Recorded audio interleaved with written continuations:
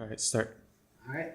Art is a very important thing in our lives that we have grown to love or hate. This all depends on the artist that we have seen so far in our lives.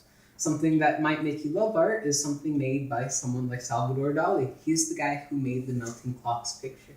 And something that might make you hate art is something made by the the old Beatles drummer, Ringo Starr. He has made various things during his tours in his hotels where he would just sit down in Microsoft Paint and make things such as elephant's foot, walked $50, and other bad things.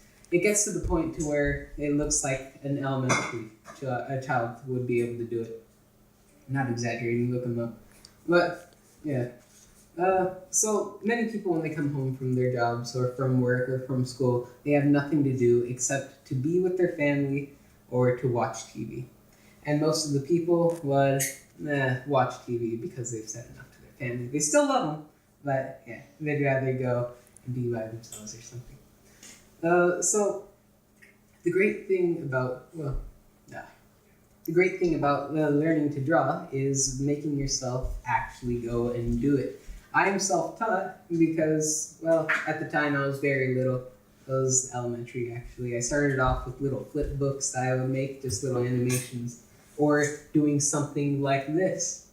I'll expand on that later. But you don't need classes. This is what I'm trying to say.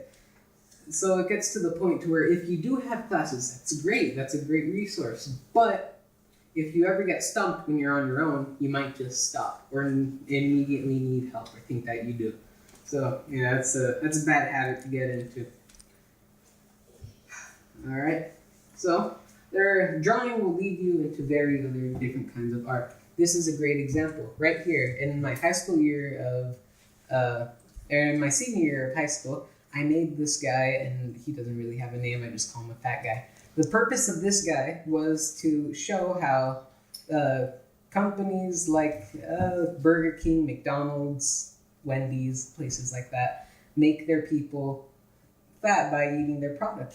This was a really exaggerated thing that I decided to do, as you could tell from the nipples, the chin, how he doesn't have a mouth, basically. He's wearing the have it your way crown. Yeah. And, yeah. It's not that hard to jump into. You just have to kind of start, push yourself, not really. You just doodle and you'll get there. So, yeah, with this guy. At the time when I was little, I was extremely obsessed with Dragon Ball Z, and I still am, to be honest. So what I decided to do was I loved it so much that I decided to create something. This was it. His name is Tarbol. He came out looking like Vegeta, or he came out looking like Gohan, and yeah, Tarbol is Vegeta's son. That's besides the point. I loved it so much that I went out of my way to do this for myself. I felt extremely happy when I was done, and it was just really fun to do.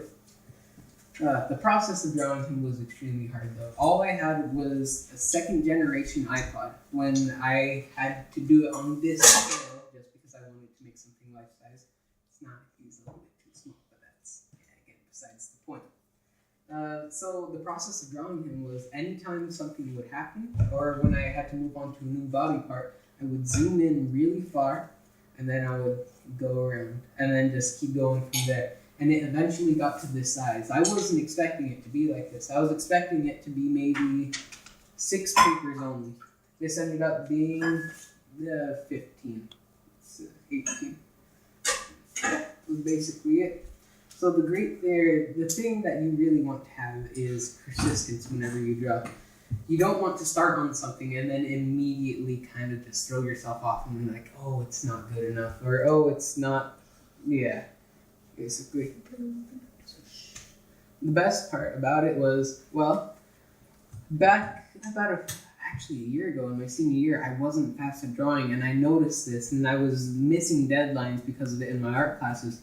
So I decided to actually get an artist doll, which I have right here, and I would get him in very different positions and just draw him on very different pages and everything.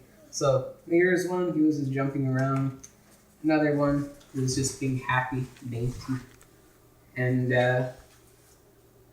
one more. That's besides the point. But yeah, it got to the point where I really wanted to learn and make myself better, because I wouldn't call myself an artist, just someone who draws as a hobby. And that really helped. I did that for 3 weeks. And after 1 week, I was able to draw this guy in end position in 3 minutes. And that was my goal. I'm not satisfied yet, though, because I can draw fast and I can sculpt things like this, but this isn't high quality. I want stuff that makes a person think about, like, oh my gosh, this looks good, or oh, this has some kind of purpose or something. And that's basically it. It's the best thing about it, because once you're done with something, there's always something that you can look back about it and say, oh, that's not done yet, or oh, I could fix this so much, or oh, he could be so much better. Or when you start in new works, you could be like, oh, okay. So, yeah. It's done. Okay.